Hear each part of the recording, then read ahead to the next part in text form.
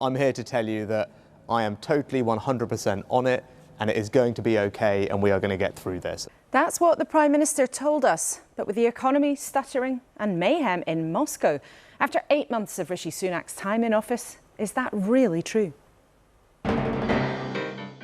Abroad, with his allies, he has to handle a dangerous mess. At home, he has promised again and again to bring inflation down. Inflation is what erodes people's savings and pushes up prices and ultimately makes them poorer. Yet the speed of price rises is stubbornly high. We still think the rate of inflation is going to come down, but it's taking a lot longer than we expected. He said NHS waiting lists would fall. I hope you've heard the good news.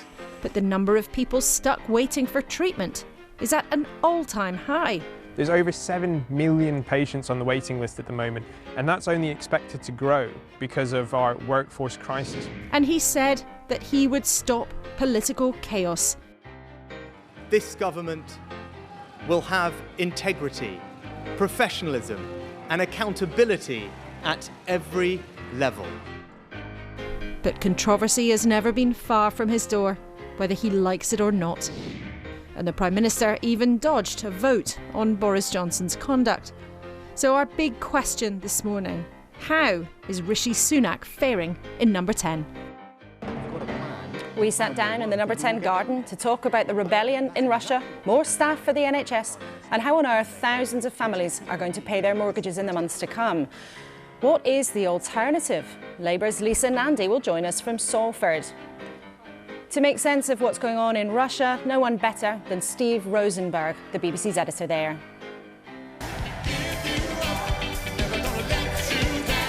And it is Sunday, so there's always room for a bit of light relief.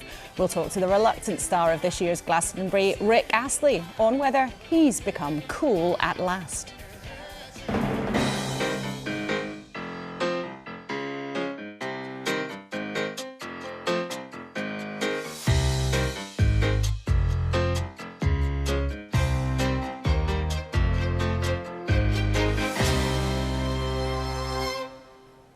Morning. It is a big day, the first time since January that we've sat down for a long conversation with Rishi Sunak.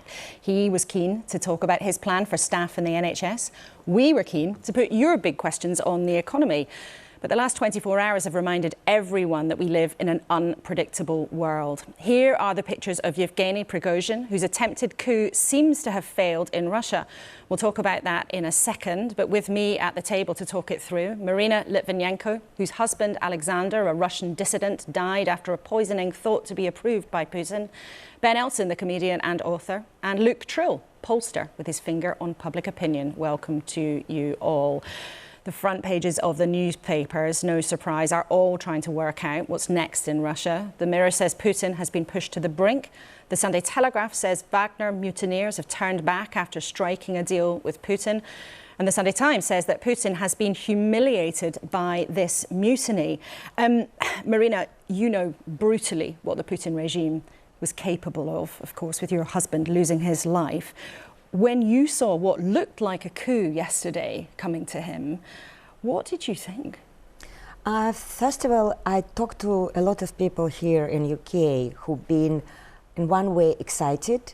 Something started to be change or moving in Russia. But somebody was worried because Prigozhin is not a hero and he's a criminal and he committed a lot of bad things in Ukraine. And you can't trust to this person. And this was all, again, a mess in Russia. But was a very special message. Putin is not a person who controls anything in Russia.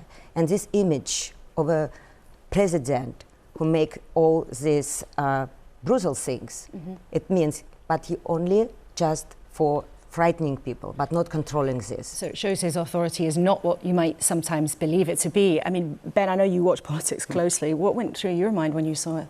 Well, goodness, I watch it as closely as any interested person. And I mean, this is geopolitics, and Russia's got the second largest nuclear arsenal in the world. So I suppose that one of the first and most selfish things I thought was, you know, chaos in a country that precariously well armed is is a terrifying thing. I mean, I grew up under the threat of the mushroom cloud and World War III, and suddenly it all seems to be coming back closer to home. So a scary moment for you. I mean, Luke, I know one of the things in this country is that people have been really supportive of the war in Ukraine. But do you sense that that is still solid? What's absolutely fascinating about people's attitudes to the war is we sort of thought, you know, after a difficult winter here, the cost of living crisis, that support might start to fade. But actually the opposite's happened. People are more resolved than ever in our polling that actually not only does Ukraine need to win, but actually it's important to the UK that Ukraine wins. Really interesting to see that support holding up despite the fact that it's all been going on for a long time. More with you guys a bit later. But the situation is still quite unclear. It's certain for the Prime Minister here and other world leaders that they have to grapple with these events unfolding. But what is not certain is exactly what has happened. It appeared to be a dramatic coup with troops from the mercenary group Wagner on their way to the capital. But then suddenly it all appeared to be off. And they left Rostov, a city that they had taken seemingly just hours before. So to get to the bottom of it, we spoke a bit earlier to the BBC's Russia editor, Steve Rosenberg. That's a question I ask all the time about what's happening in Russia. I mean, yeah, astonishing 24 hours. At one point, you know, we were talking about this rebellion, the spectre of civil war in Russia, and then suddenly in the evening, a deal had been done between the Kremlin and the Wagner mercenary group, according to which Yevgeny Prigozhin, the head of Wagner, would have to leave Russia and go to Belarus, but wouldn't be prosecuted, and Wagner fighters who'd taken part in this mutiny would not be prosecuted. They would go back to base. End of the potential confrontation. And now we're just trying to sift through all of this and work out what it was and what it means for Vladimir Putin and for Yevgeny Prigozhin. Tell us about Prigozhin. I mean, we discussed him actually with the Russian ambassador in the UK on the programme a couple of weeks ago, but he's become this hugely important figure. Can you describe what he is and what he represents? Oh, he's a hugely colourful figure, right? I mean, this is someone who started off in the 1990s in St. Petersburg selling hot dogs. And then became a restaurateur, got a catering business, got government contracts with that, and then went sort of from food into fixing for the Kremlin. So he became a kind of shady Mr. Fix-It for Vladimir Putin's Kremlin, setting up internet troll farm, a private mercenary group if the Kremlin needed military help fighting in Syria or fighting in Ukraine. He's become an important figure. He became an important figure for the Kremlin. But in recent months, he's become increasingly vocal in his criticism of the Russian military leadership over how the war in Ukraine has been fought. And that really burst out into the open in the last few days and reached a climax with this attempted mutiny. Is he really out of the picture, though, now? I mean, I know it's confusing, but do you have a sense of what might be next? It's very difficult to know what's going to come next because I don't think we know all the details of the agreement that was reached between the Kremlin and Wagner. And perhaps in the coming days more will emerge. For Mr. Prigozhin, the aim of this rebellion was to get rid of the Russian defense minister and the chief of the general staff. They have been fighting it out in a war of words for months now. We don't know whether those two very powerful figures in the Russian military will keep their jobs or not. If they don't, that would represent a major victory for Mr. Prigozhin. And for Vladimir Putin, I mean, he's still there, still in power, and yet surely he must have been weakened by this. Yeah, I think he doesn't come out of this looking very strong at all. If you look at the ease with which the Wagner mercenaries sort of waltzed into Rostov in southern Russia and took control of the main military sites there, Mr. Putin went on national television and came up with strong words talking about betrayal and treachery and how Russia has been stabbed in the back. And yet by the end of the day, yesterday, Mr. Prigozhin, who clearly Vladimir Putin had labelled a traitor, had all the charges dropped against him. So I think at the end of all of this, although we don't exactly know what is going on, what will happen next, President Putin doesn't look particularly strong after this. And a brief word, Steve, what do you think the consequence could be here for Ukraine? I mean, an opportunity for them? it all depends what's going to happen next. While Russia is consumed with its domestic problems, domestic issues, I suppose Ukraine will see that as an opportunity. Steve, thank you so much for speaking to us this morning. Excellent to have you on the show. Well, we are all already living with the consequences of some of the turmoil in Russia, energy prices, inflation, and because of that, interest rates here going up and up and up. Whether or not you have a mortgage, you know what it all means. Money just doesn't stretch as far. In his first long TV interview for a while, the Prime Minister told me inflation was enemy number one. And he talked about his plans that will be unveiled this week to train more staff for the NHS. But with such pressure on the country's purse strings, would he acknowledge how tough things are for millions? Speaking yesterday, what did he think? Was what happened in Russia a coup? Prime Minister, what's happening in Russia is clearly very significant. Do you think this might be a coup against Vladimir Putin? Well, we've been monitoring for a while now the potentially destabilising impacts of Russia's illegal war in Ukraine. We're keeping a close eye on the situation as it's evolving on the ground as we speak. We're in touch with our allies, and in fact, I'll be speaking to some of them later today. But the most important thing I'd say is for all parties to be responsible and to protect civilians, and that's about as much as I can say at this moment. The Ministry of Defence, though, has said online this morning this is the most significant threat to the Russian state in recent times. Is that right? How do you see it? As I said, we've been monitoring for a while the potential of Russia's illegal invasion in Ukraine to be destabilising, and that's obviously you've seen the situation as it's developing. We're keeping a close eye on that. We're in touch with our allies as the situation evolves.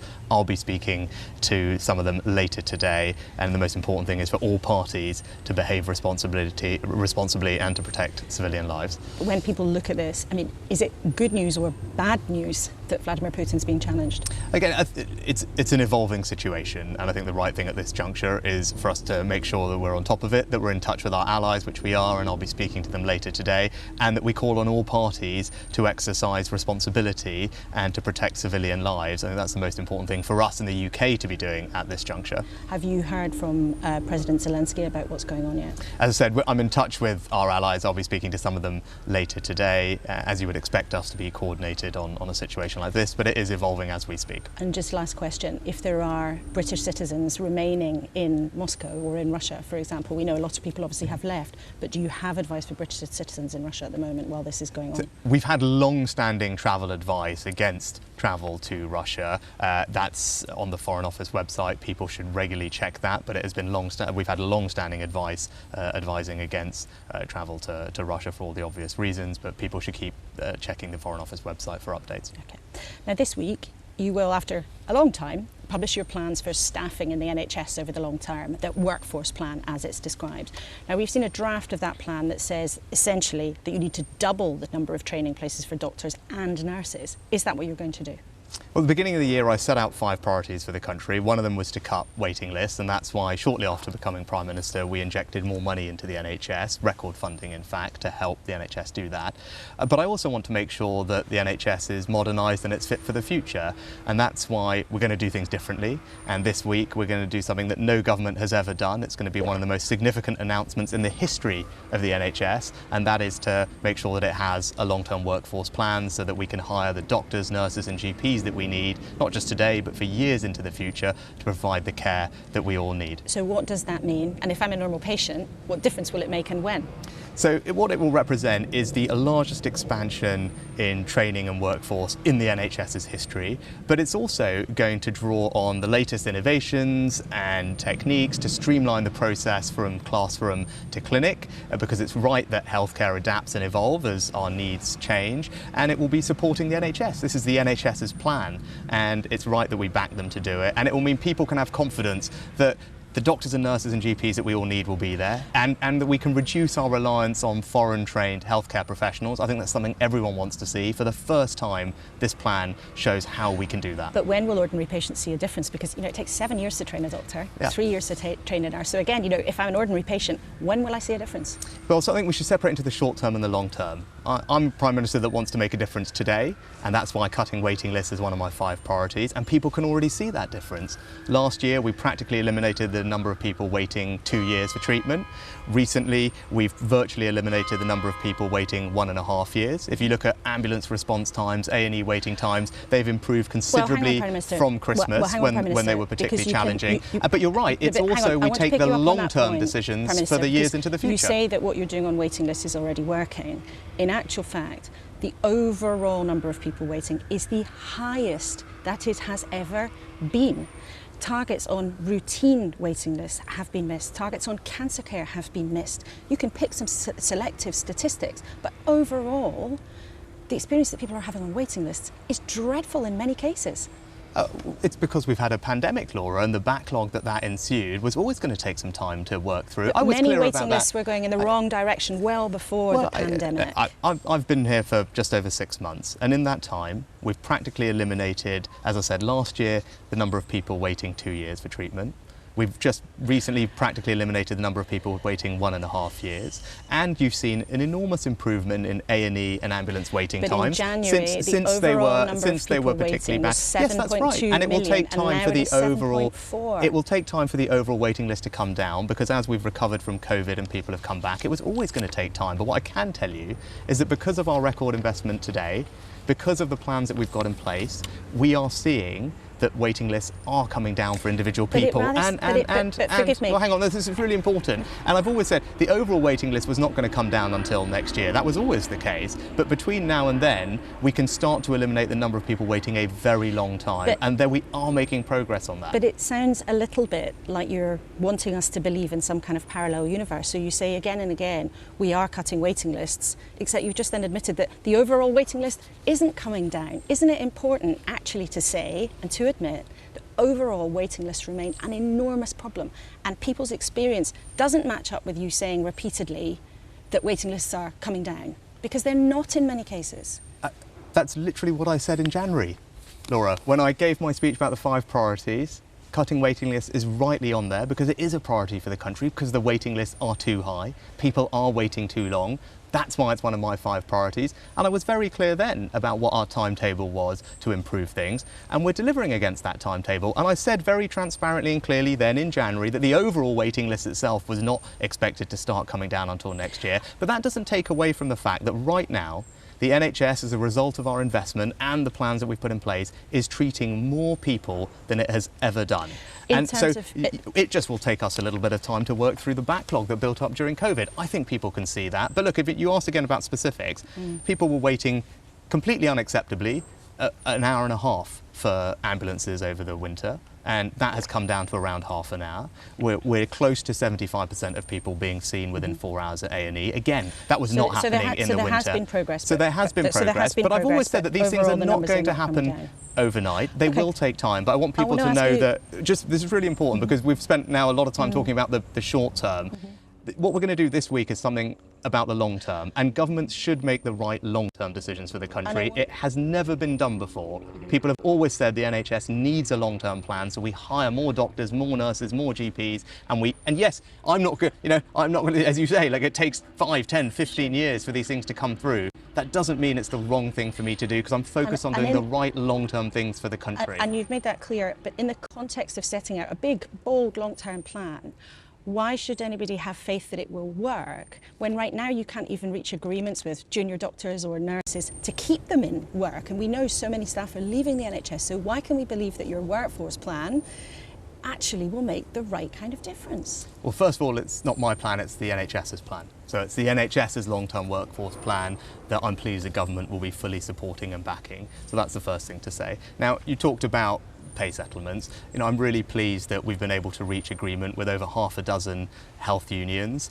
representing over 1 million. With lots of them, and we might be about to have the biggest strike ever. Hang on, we've reached agreement with over half a dozen NHS unions representing over 1 million NHS workers who accepted our pay deal, which was done a little while ago, and you reported on that. I'm really grateful to all those people for accepting it and for the hard work they do. I had actually the privilege of spending a part of the night shift the other weekend at Watford General Hospital talking to some of the team there, and they're doing a fantastic work. They deserve our support. But more broadly, right, I have to make difficult decisions as Prime Minister. Everyone can see the context that we're in with inflation and interest rates. Now, I want to prioritise the things that are right for the country. So yes, we're investing in the long-term workforce plan. When it comes to public sector pay, I'm going to do what I think is affordable, what I think is responsible. Now that may not always be popular in the short term, but it is the right thing for the country. Let's talk then about that broader economic picture, because lots of our viewers are desperately worried about interest rates. Now the point of jacking up interest rates is to make it more expensive to borrow,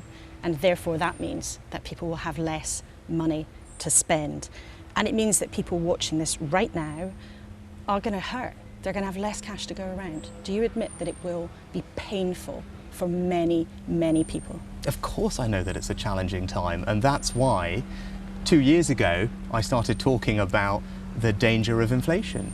And that's why earlier this year when I set out my 5 priorities, what's the first of those? To halve inflation. I'm asking you a different question though, Prime Minister. And it might be hard to say to people, but I think people look to their Prime Minister for candour and to tell them hard things. Do you admit that there's going to be a lot of financial pain for many, many people? And is it worth it in order to get inflation down? Inflation, Laura, is the thing that causes people financial pain. Inflation is the enemy. Why? Because inflation eats the pound in your pocket. It makes your paycheck go less far. It eats into your savings. It pushes up prices. It puts at risk jobs and livelihoods. Inflation is the enemy that we need to conquer. That's why interest rates going up are also an enemy for many people watching this. Interest rates are a consequence of high inflation, and I think we should be very clear about what is doing damage to people, what is causing people challenges in their day-to-day living and their budgeting is inflation. And it's inflation that needs to be the priority for the government to stamp out, and I'm prepared to do that. And again, that's why it's my number one priority, so people can have some confidence in it. But also, I was one of the first politicians to start talking about the dangers of inflation. So you are prepared to see rates continue to rise in order to squeeze inflation. That's what you're saying. But do you admit that that is going to hurt for a lot of people? We're inundated with emails saying their mortgage is going to double. We're inundated with people saying that they can't afford their rent. We're inundated with emails from people saying they're just not going to be able to afford it on top of everything else that's gone up. Now, it might be the right thing to do. You said you're prepared to say it, but do you admit it's going to hurt? So, first of all, with interest rates, yes, they're going up in the UK, and I fully support the Bank of England in their actions. They're also going up in almost all other countries. If you look at interest rates in Australia, in America, in Canada, in New Zealand, all very similar rates to here in the UK.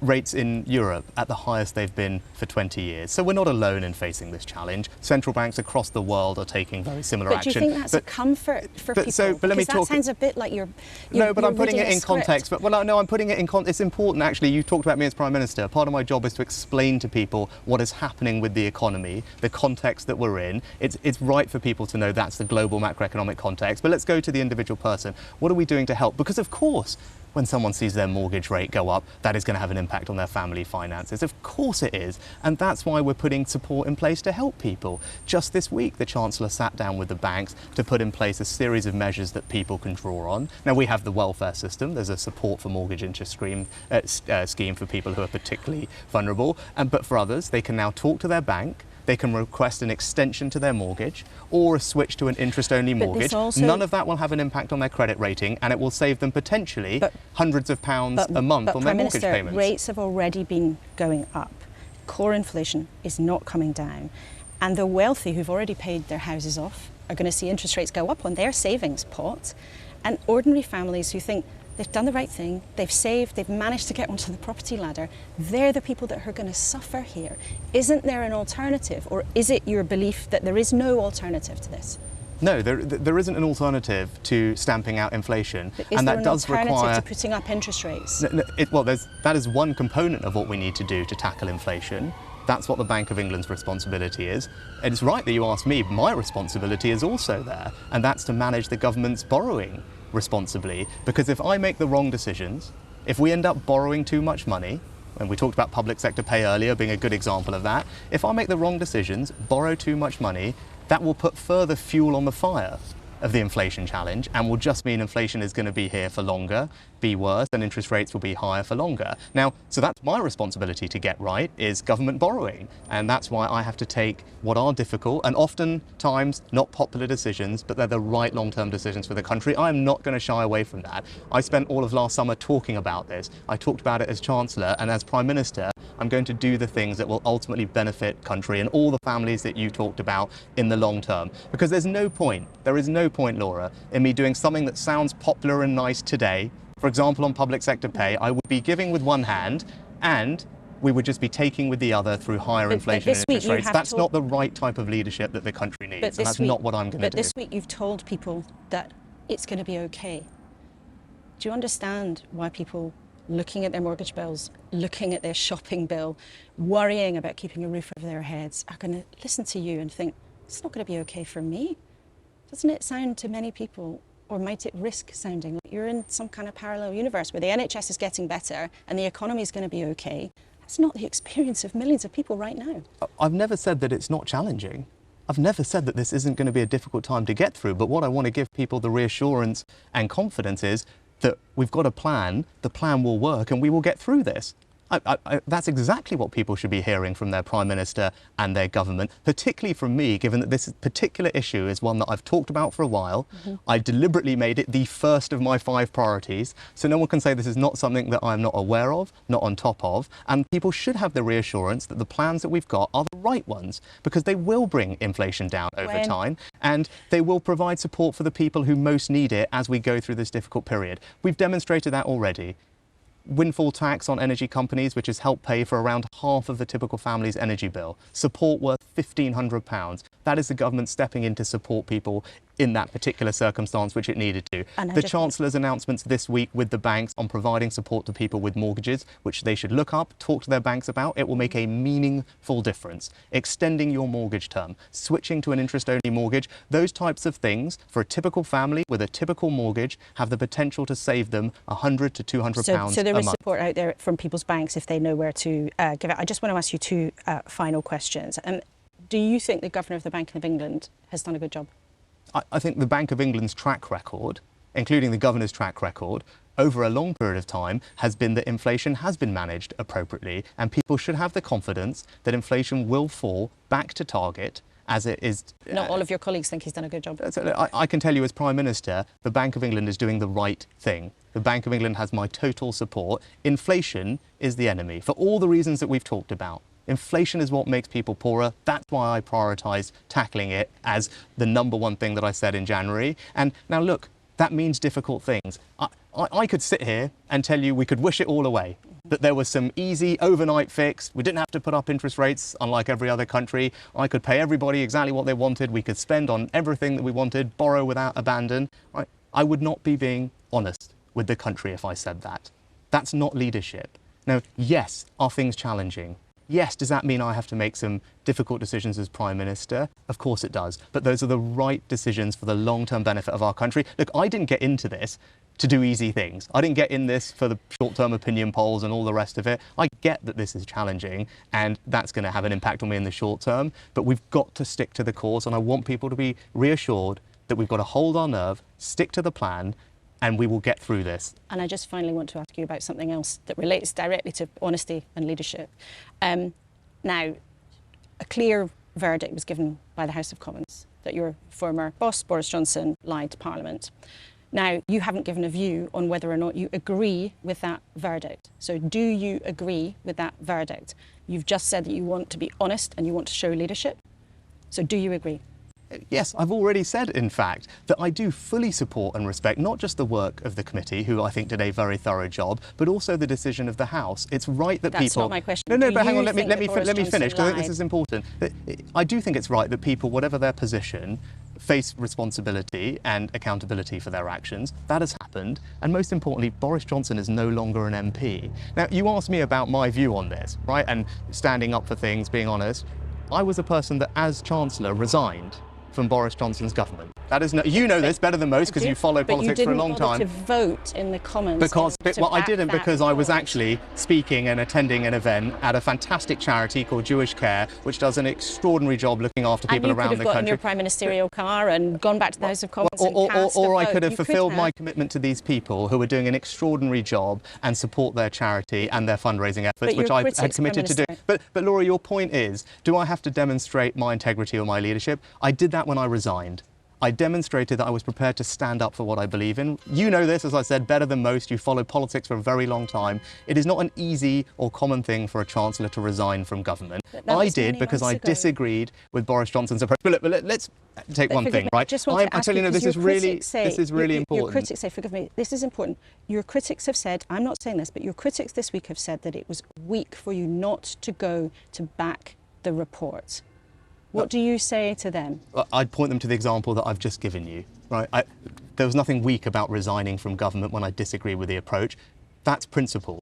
Right? That was me acting on my principles. And actually, I'm not interested in litigating the past about Boris Johnson. He's no longer an MP. The choice at the next election is between me and Keir Starmer. Actually, what I demonstrated by resigning from Boris Johnson's government was that I was prepared to stand up for my principles. Keir Starmer sat there for 4 years next to Jeremy Corbyn saying that he was the right person to lead our country. Right? That speaks to his principles. My resignation speaks to mine. We've been talking about inflation. Important and absolutely right. What's the alternative on offer from the Labour Party? £28 billion a year of more borrowing. That would push up inflation and interest rates. Not exploiting our energy reserves here at home. That's not the right sensible thing to do in the midst of an energy crisis. And giving in to unions' unaffordable pay demands. That would be inflationary and push up interest rates.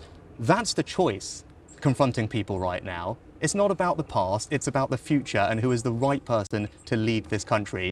And everyone can see the context that we're in, and they can see that I've prioritised the right things, halving inflation, growing the economy, reducing debt, cutting waiting lists, and stopping the boats. I never said it was going to be easy. I've been doing this for 6 months, but on all of those things, we are making progress, and if we stick to the course, we will deliver for the country. And I knew that somehow you would get your 5 pledges in there by the end, and of course the Labour Party would dispute a lot of what you've just said, but just very quickly, yes or no, do you think you're going to win the next election? Yes.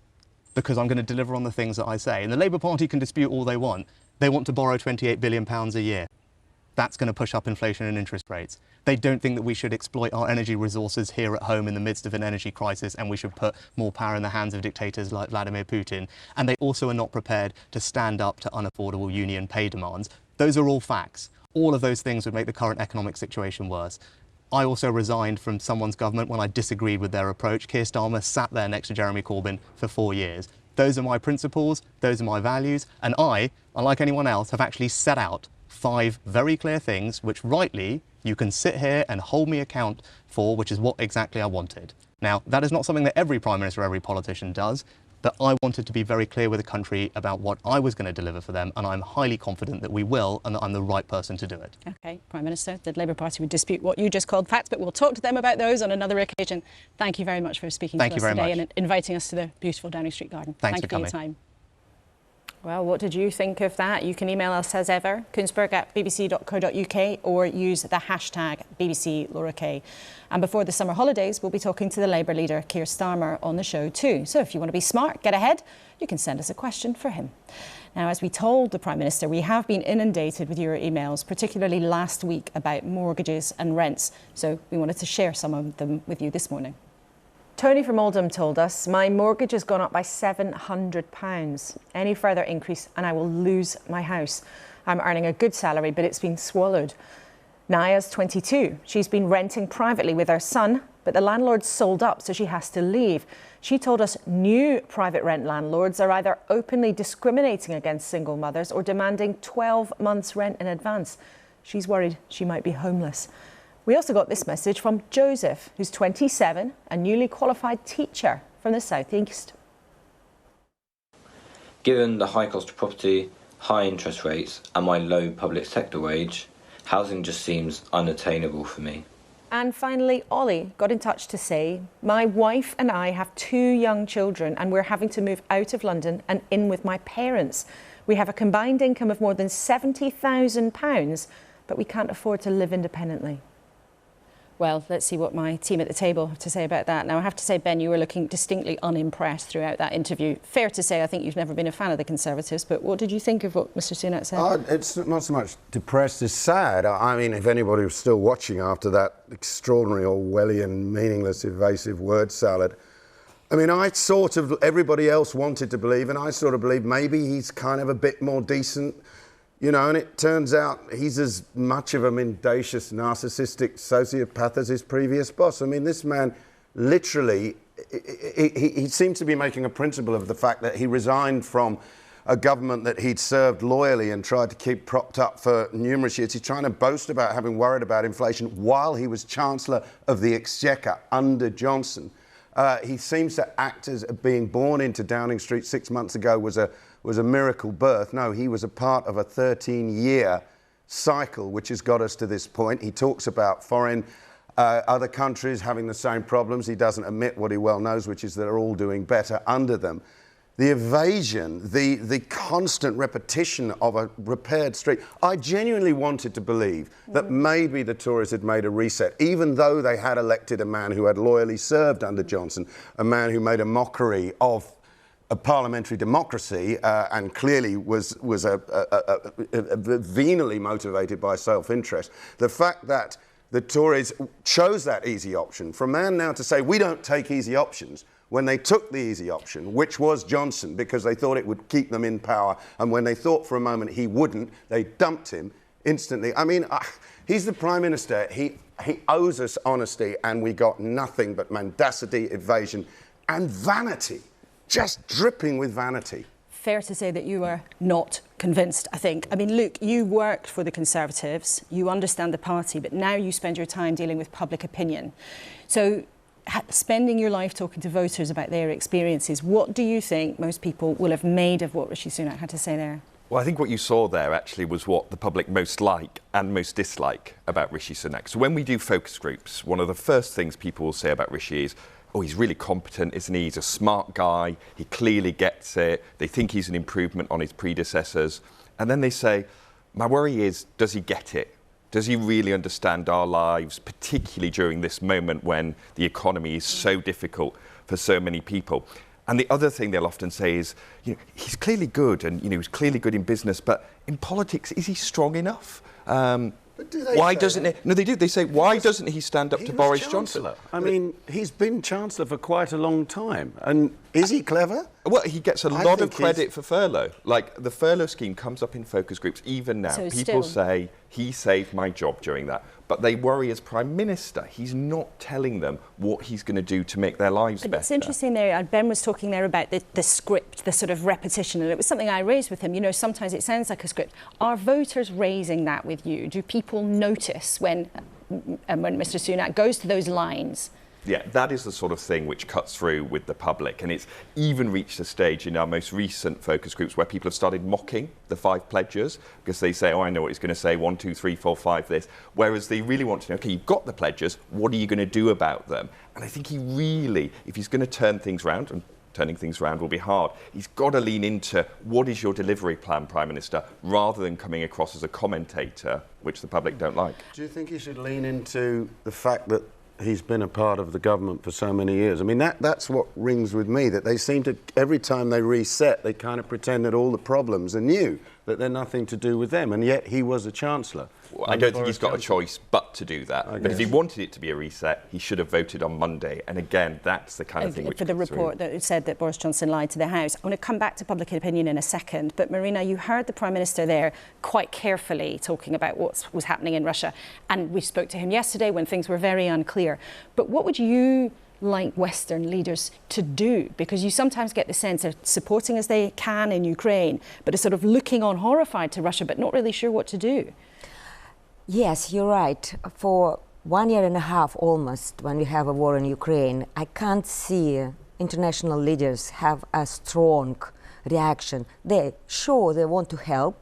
They accept Ukrainian people in a different country. They have a support. But they still want to keep Putin and at least to have some kind of controlling of Russia. But for what happened yesterday, we can see Putin doesn't control nothing. And most important, if you want to save Russia from collapsing, you need to take Putin out from this place. Do you think that's realistic for the West to do that? Just show this, you're not communicating to Putin as a leader of this country, because he doesn't control anything, and even nuclear weapon might be used without his knowledge. Very interesting. Let's go back to public opinion, because I know, Luke, you sort of immerse yourself in this, and you know, Ben, you've been talking about your reaction, but there is a sense when you talk to a lot of politicians privately that their constituents, we know it from our email inbox, just sense there's such a kind of mood of grumpiness and frustration in the country right now.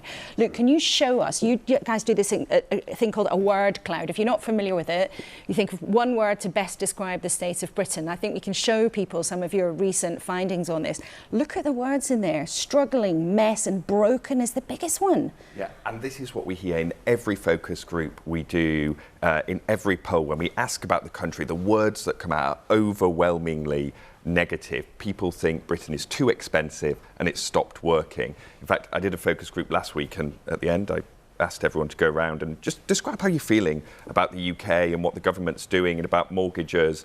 And the number one word there was shambles. It is this real sense that the UK, it's not living up to its potential. And actually our political class, and this goes right across, it's not just the Conservatives, haven't got a grip on the big challenges we face. So plague on all your houses. Now, Ben, I know there's a specific thing that a lot of people think is broken. You've been looking at for a new Channel 4 documentary. The trains. Tell us about that. And again, you say grumpy. I think it's not. I mean, upset and deeply worried. I feel it very strongly. That's why I seemed a little emotional with the reaction to the Sunak interview, simply because of the absolute lack of engagement, of the reality of where we are now in Britain. You know, not post Brexit, post the pandemic, and certainly my recent exploration, which has been into our transport system, which is a vital public resource, a public service, something which, of course, makes a massive impact on the economy and on the environment. And everyone's lives as well. Yeah. And people's day-to-day lives and their day-to-day jobs. And the chaos out there as a result of an entirely, in my view, an entirely failed project, which is the idea that you can entrust essential public utilities to the mercies of venture capitalists, is deeply personal. I mean, people's lives are getting worse and worse. And to see a Prime Minister, he's clearly not in denial because he obviously knows what's going on, but absolutely thinking that there's the presentation and eyeballs is what matters. As long as I can get my points across, then people won't notice. Go on a train. That's what I was doing over a few weeks ago. OK, and people can see the fruits of your train journeys around the country, I think, on Channel 4 tomorrow night. Monday night, yeah. Now, well, we've heard there from the Prime Minister that he more or less reckons there's no alternative to jacking up interest rates to cool down the economy, even if it is going to hurt. But would Labour make different decisions? Lisa Nandy, who's the Shadow Levelling Up Secretary, joins us from Salford. Good morning, Lisa. Hello, good morning. Rishi Sunak told us that he thought the Bank of England was making the right decision on interest rates. Do you agree? Well, look, it's a decision for the Bank of England. The Bank of England is independent for a reason. We've seen what happens when politicians attack our economic institutions and undermine. Do you think it's the right decision, though? Their independence. So I'll support them in that. I mean, it's a decision rightly for the Bank of England.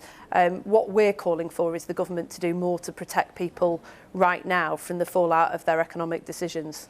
But in terms of the decision of the Bank of England, you say it's their decision and you support them in that. Do you accept that jacking up rates is going to cause a lot of pain for people? Well, obviously, when you make a decision in the economy, it has knock-on effects, but that's for the government to take a view of and to act on. What we're asking them to do, especially with the mortgage crisis that's emerged, is to make sure that those measures to provide more flexibility to mortgage payers so that they can remain in their homes, so that we stave off repossessions and real pain for people right now, is to make sure that those measures are mandatory, that they apply to all lenders without fear of it affecting people's credit ratings or fees and liabilities added on top. Otherwise, we think there are about 2 million people who just won't simply benefit from those changes. And so we're asking the government not just to talk a good game about what they want to see the banks do, but actually make sure that it happens. But is it realistic, though, to expect banks, which after all are businesses, to forgive everybody? There is a situation, some people would argue, where actually some people have borrowed too much. They are in houses that they cannot afford. Is it realistic for a government to force lenders to do that? Well, this is a long-standing problem. The reason that people are feeling more pain now than they did in the 90s is because the average buyer was borrowing around 3 or 4 times their annual salary in the 1990s to buy a home. Now that's about 11 times annual salary. So people are feeling the pain to a significant extent in the way that they weren't before.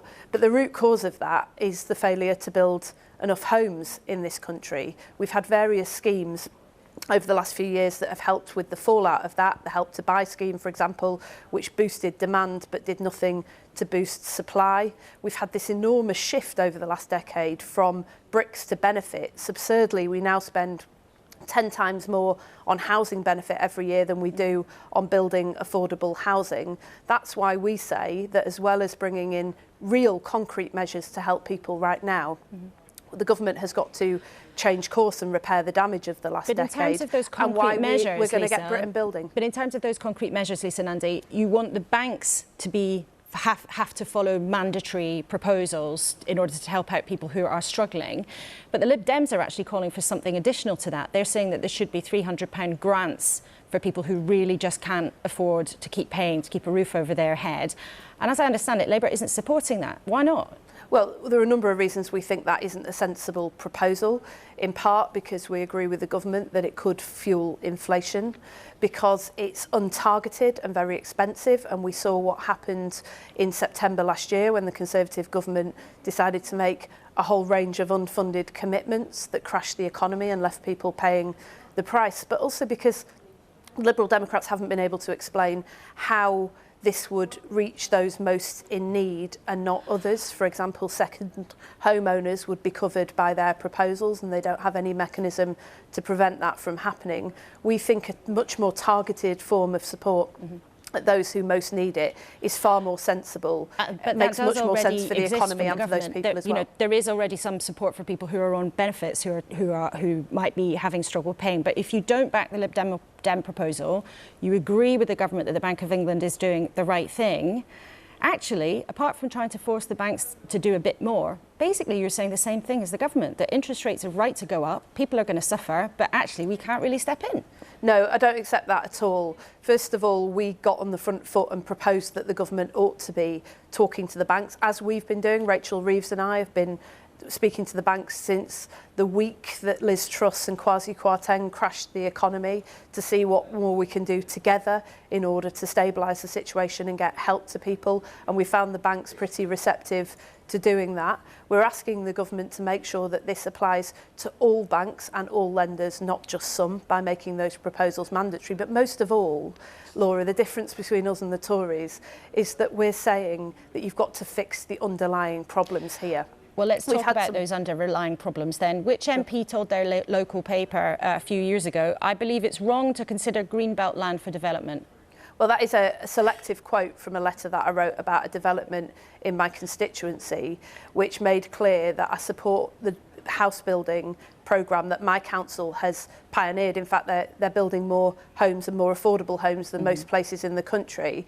But I don't support prioritising genuinely green, nature-rich parts of the Greenbelt over brownfield land and scrubland and wasteland that is currently classified as Greenbelt. And that's why Labour is saying that we need to end the taboo around the Greenbelt. There are large parts of the Greenbelt in this country that aren't green. A disused petrol station in Tottenham, for example, that was recently turned down for development in the face of a housing crisis, and we need to give communities and councils far more control over where housing is built to stop the loss of the real green belt by stealth. So this is the interesting point though, isn't it? So as I understand it, your proposal now is to allow what are called combined authorities to declassify green belt land, like the example you just mentioned there. Now, a combined authority, for our viewers, that's a group of local councils. Some people say it's a sort of mega council.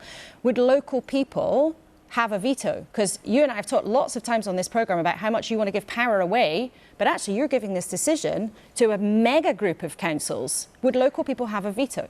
Actually, we'll do better than giving local people a veto. We're going to write it into law as part of our first flagship piece of legislation, the Take Back Control Act, that councils must be involved from the outset in developing these plans. What we've got at the moment is a contrick. We've got a Conservative government that has presided over the lowest level of house building in a generation, with a 17 billion hit to the economy and a major impact on households up and down the country. They've been declassifying parts of the green belt by stealth every year for the last decade.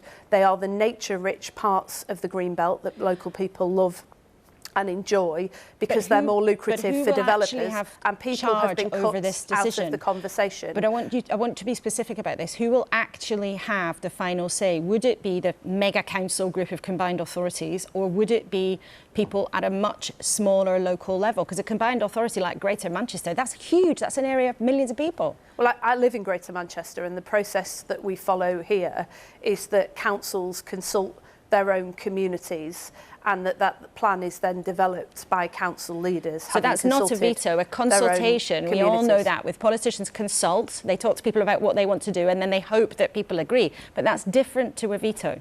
Well, it's also different to putting communities in the driving seat of what gets built and where. So we'll retain the right of communities to object to planning decisions in their area, but we'll do two things as well. The first is we'll mandate combined authorities to consult at a much earlier stage, so that they're actually showing evidence of how people have made those decisions themselves and not just had them handed to them by people in the town hall. We think that's one way in which you get the right sort of housing built in the right places with community consent and end this ongoing war that happens after the event. And secondly, we'll allow combined authorities to set up development corporations to take charge of the land and reform CPO powers, compulsory purchase powers, so that that land is purchased at market rate and not at inflated rates as it currently is. Okay, so Lisa, that money goes back into the system. Lots of jargon in there, but these are the things that really people care about in their communities, what gets built where, and we know it's going to be an issue in the next general election, and maybe also in the 4 by-elections that are coming. All of Labour's candidates in those by-elections are white men. Does that bother you briefly? It does, it certainly does. Diversity in politics matters, and I'm someone who stood on an all-women shortlist, and the reason that they mattered and that Labour pioneered them is because it changed the perception of what a Member of Parliament looked like. I'm very committed to making sure we can't use all women shortlists in the Labour Party now, but I'm very committed to making sure that we continue that diversity, and particularly at local level. If we're going to hand power back to communities, the local leaders have to look like the communities they serve. Thank you very much indeed. We'll see. I'm sure there'll be a conversation in Westminster about that this week. Ben, I know from time to time you've been to Labour conferences. I think you have donated to the party sometimes on occasion. Yes, I have. What do you make Not of slavishly them now? supported, but yes, I do vote Labour, Are you impressed with what Labour's putting on the table now? Well, we've been out of power for so long, but so it's difficult to really sort of see a world that isn't controlled by chaos. But I think they are attempting to present a long-term policy in terms of economically, environmentally integrated, forward-thinking policy. I have great hopes. I mean, the truth of the matter is I think most people will vote this election about the government that's in, and they're going to choose an alternative. And Luke, I would recommend that they did, Luke, whichever it is. How would you describe the state of support for Labour? Obviously, the Tories have been behind in the polls significantly for a long time, but where's the public at? What we've basically heard since Partygate in our focus groups, and you see it in the polling too, is we've fallen out of love with the Conservatives. They're done. There's been too much chaos. The economy's bad. And we're going to vote Labour, but kind of reluctantly, kind of by default, because what they haven't heard from Keir Starmer or his front benches, what are the tangible things that you would do differently to make things better? How would you do things differently? What's interesting, though, is this housing policy is the first time, actually, we've seen a real proper dividing line with the Tories. And interestingly, Keir's starting to get some credit from people being like, oh, actually, he's got some ideas. He's willing to be bold. And so I think they need more of that to seal the deal. The bold thing, it's always the same. Anyone who's in opposition is always, they're untested, what will they be? The same goes, for the Conservatives when Cameron was trying to have a go up there. Well, look at Brown, he has the experience. Who are you? I think being in opposition is very, very hard, and proving yourself before you get the chance is even harder. But current Prime Minister had the chance to prove himself because he was a senior cabinet minister in a very powerful government. Keir Starmer is about to get the chance to prove himself, I think he probably will. But he needs to be more bold. But Luke, in his is there, approach. briefly, Luke, you know the Conservative Party well. Is it too early? The election can still be miles off. Is there a danger for Labour that they think, oh well, the Tories are done and it's finished? We can, just take it for granted, because they could turn it around, could they? Yeah. It's going to be very hard to turn it around. We are not in a run-up to 1992 situation at the moment. Things are far worse. But there is still a chance. The electorate is very volatile. Remember, only 3 years ago, the Tories were on 55%. Now they're on 22%. And Marina, I just want to close with you. Let's go back to what we were thinking about Russia. Have you been able to speak to friends there, contacts there? And how are they? Are they able even to tell you what's going on? It's a very interesting how for last year, many communication been cut. And I don't know, because people started to afraid to call to UK, to be nervous, or even just afraid to talk about this. But somebody who I talking became increasingly just frustrated when I tried to mention your life became not as good as before, or you have some other problem. They immediately became a little bit aggressive to talk about this, even not to mention war in Ukraine. And this is all situation shows to me people in Russia like a hostages. They maybe understand what is happening, but just afraid to talk about this. And for what happened just now might make a sense to understand Putin doesn't give them stability at all. Okay, what pressure to live under. It's been wonderful to have you with us in the studio this morning on a very big weekend. Thank you all very much indeed. Now, we are not ashamed here to talk about the hard stuff, but we're also not ashamed to say it's Sunday. All work and no play doesn't make for a fun weekend. And more than 200,000 people have been at Glastonbury. Many millions more have been watching it on the box. But there's one 80s icon for whom it was all new. Rick Astley, pop star and meme, was finally given permission to take the stage in Somerset. So what was it like? Absolutely amazing. It's very hard to put into words. I'm sure everybody says that who comes off that stage. It's amazing. That is possibly the loveliest crowd, and I'm going to use the word loveliest crowd I have ever played in front of in my life. It was so generous, so loving, so amazing. Yeah, just a great experience. In all your years, that was the loveliest crowd? Yeah, I'd have to say so. I mean, obviously they're open for anything. I mean, obviously if I play in front of an audience that just came to see me, that's a very different feeling as well. It's a beautiful emotion, but it's different. If you go in front of a festival crowd and they're up for it in the way that they were, that's pretty special, man. That's what everybody wants at a festival, is a bit of a hug from each other, and that's what I just got, a massive hug. You sound like you were quite moved. Well, of course I'm moved by it. How can you go in front of that many people and sing songs that I've been around? Some of those songs have been around in my life, part of my DNA for 30 odd years. And that's, I don't want to say a culmination because I want to keep doing it for a few more years, but that's kind of like a definite highlight. And listen, there is the legend that is Glastonbury, and I'm living the legend right now, so it's pretty amazing. I've never actually been to Glastonbury. I've dropped my daughter off here a bunch of times. And I've never actually been in through the gates, and I'll definitely be here next year, that's for sure. Even if I don't need to play, I'll just come and hang out, I think. You've joked before that you were never cool. Are you cool now? As big and as amazing as Glastonbury is, it still ain't gonna make me cool. That ain't happening. That's okay, I don't mind not being cool. I'm loving every minute right now, so I always wanted to be cool. Never was, never will be, that's okay. I've got a lot of other things in my life other than being cool, so I'll take them. I think he is pretty cool, but then again, maybe I'm probably not, as somebody who talks about politics very much. Thank you to Rick, to my panel, Marina Litvinenko, to Ben Elton and Luke too, and of course, thank you to all of you for your company on this busy morning. We started by asking, how is Rishi Sunak getting on? Well, he certainly can't control what's going on in Russia, and we don't seem to have that much control over our cameras here this morning either. But Rishi Sunak has to deal with a very tricky economy, big problems in the NHS and all sorts of other things. We will, of course, be back here this time next week. You can catch up with anything that you missed on the iPlayer, but I'll look forward to having your company again next Sunday. Goodbye for now.